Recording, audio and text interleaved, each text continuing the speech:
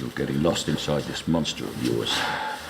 I'm using this monster to help other people just like my father did. Welcome to MsMojo, and today we're counting down our picks for the top 10 actors who are chameleons. Did they ask about me at all?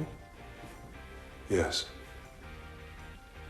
The little fellow did. For this list, we'll be looking at the best stars who always find a way to truly become the character they're playing. Who's your favourite actor on this list? Let us know in the comments.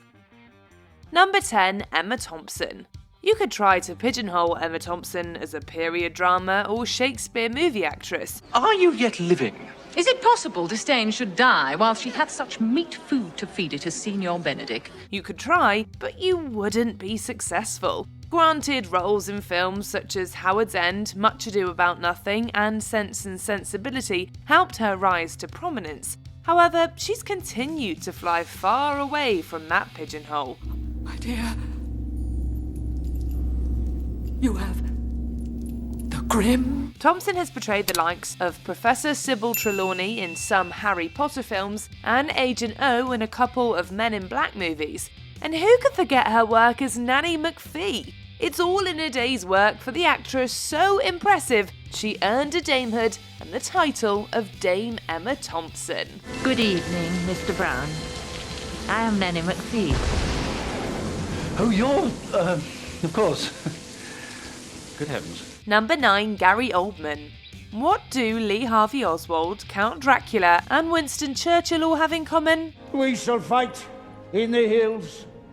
We shall never surrender! Probably not a whole lot, except for the fact they've all been portrayed in the movies by the great British actor Gary Oldman. Oldman possesses an intensity that lends itself perfectly to fleshed-out roles, as evidenced by his work in Mank and Tinker Tailor Soldier Spy, among others. You cannot capture a man's entire life in 2 hours. All you can hope is to leave the impression of one. His portrayal of Sirius Black in the Harry Potter movies is also something to behold, with the character standing out as one of the franchise's most notable. Oldman isn't bound by archetypes or genre, which guarantees that each performance he gives will be something brand new. We're not so very different, you and I. We've both spent our lives looking for the weaknesses in one another's systems. Number 8, Christian Bale.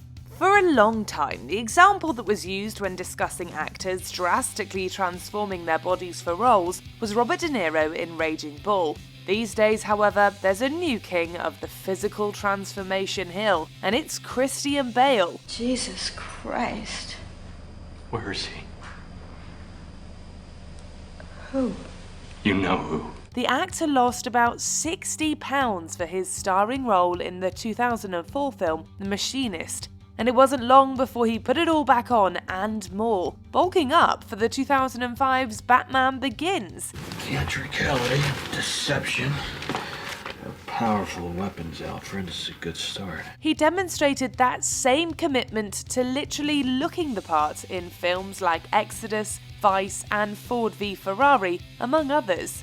Couple that with his acting skill, and you get an artist who's mesmerised a generation of moviegoers. If you're going to push a piece of machinery to the limit and expect it to hold together, you have to have some sense of where that limit is. Number 7, James McAvoy. Actor James McAvoy has repeatedly shown off his chameleon-like talents, going from one end of the spectrum to the other. As superhero Charles Xavier in a number of X-Men movies, he proved that he could bring a force for good to life. Not just for mutants either, for humans too. Living and working, growing together. He also portrayed Kevin Wendell Crumb, an antagonist with dissociative identity disorder in Split and Glass. Their actions do not represent us. They are Everybody just take a minute! Oh, baby girl. And none of those characters are anything like Robbie Turner, whom he memorably portrayed in 2007's Atonement. Yet for avid viewers of his Dark Materials, McAvoy may always be Lord Asriel Belacqua. No matter which of his roles you prefer, we can all agree that his believable performances are full of impressive technique. You have to be 18 before you can bring yourself to own up to a lie. There are soldiers of 18 old enough to be left to die by the side of the road. Did you know that? Yes. Number 6, Kristen Stewart. Kristen Stewart got her big break when she was cast as Bella Swan in Twilight, and she probably could have made a successful career out of teen romances. You're impossibly fast and strong. Your skin is pale white and ice cold. But instead, Stewart seemingly made a decision to take on indie projects and roles that required her to further explore her range as an actress. She notably gave us On the Road, which she made right at the height of her Twilight popularity. I just want a house. Baby. You know, something normal. I really do want that. And of course, it all led to her playing Princess Diana in Spencer, almost a decade later. Bella Swan will always be part of the conversation about Stewart's career. However, thanks to her talent as an actress, it won't be the only role that defines her. They're circling. It seems they're circling just me. Not you. Number 5, Willem Dafoe. Considering his distinct look, you might assume that it would be hard for Dafoe to disappear into various roles. After all, he's insanely recognisable. I stop thinking, and I feel that I'm a part of everything outside and inside of me. But that's exactly what he's done so brilliantly over the course of his decades-long career as an actor. He's been Vincent van Gogh, the Green Goblin, a sergeant in the Vietnam War, and a lighthouse keeper. Let Neptune strike ye dead, Winslow!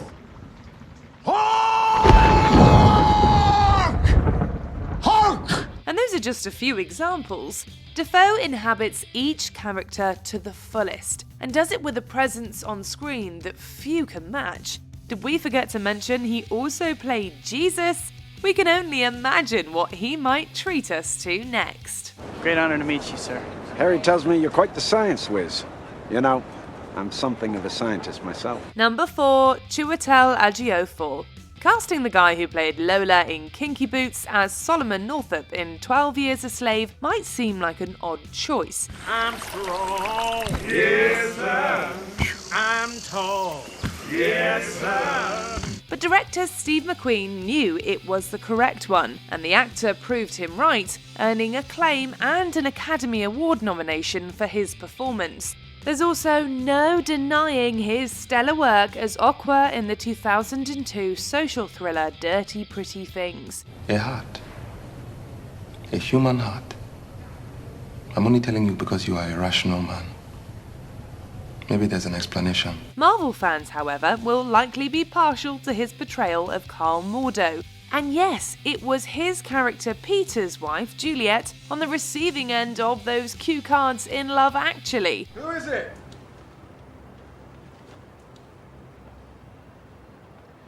It's carol singers. Well, give him a quid and tell him to bugger off. There's no shortage of varied Chiwetel Ejiofor roles to admire, which is a true testament to his talent. I mean, that's what it was all about, isn't it? Fitting in. Melding in. Not standing out. Number 3, Jared Leto. When you gain recognition as a teen heartthrob, it can be difficult to be seen as anything else. Can I go somewhere? And there are surely those who will always see Jared Leto as Jordan Catalano. But the versatile work he's done since My So-Called Life has proven that he's also much more than that. What are you trying to do? You trying to get me to break my own mother's set? Or break the radiator? And maybe blow up the whole house, Ma? Is that what you're trying to do? Your own son, your own flesh and blood, Ma? Is that what you're trying to do? Your own son? He played an addict in Requiem for a Dream and the Joker in Suicide Squad and Zack Snyder's Justice League. We also can't forget his controversial performance as Rayon, a trans woman in Dallas Buyers Club. Why are you so good to me? Bless your little heart. More recently, Leto portrayed disgraced businessman Adam Newman in Apple TV Plus's We Crash series, making it clear that there's no role he can't take on. Number 2, Kate Winslet. It's hard to believe that Rose Stewart-Bukater and Iris Simpkins were portrayed by the same person. Probably a brilliant finish too. I assure you it's not.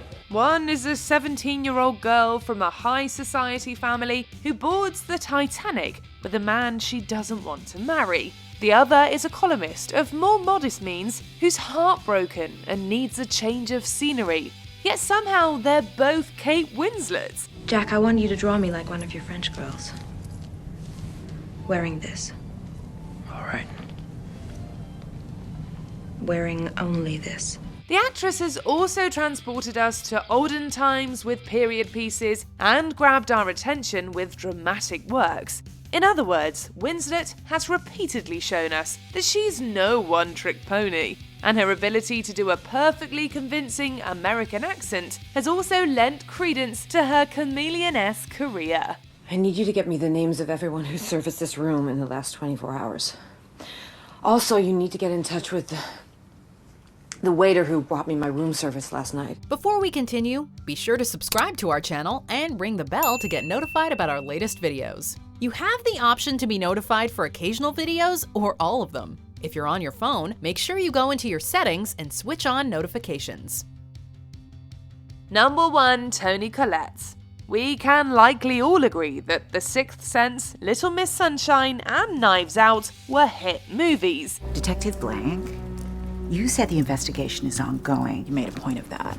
Do you suspect foul play? Yet Toni Collette probably isn't the first person you think of when any of those films are discussed. The fact that many in the general public probably can't name 5 of her projects is proof of how incredibly well she transforms into each character.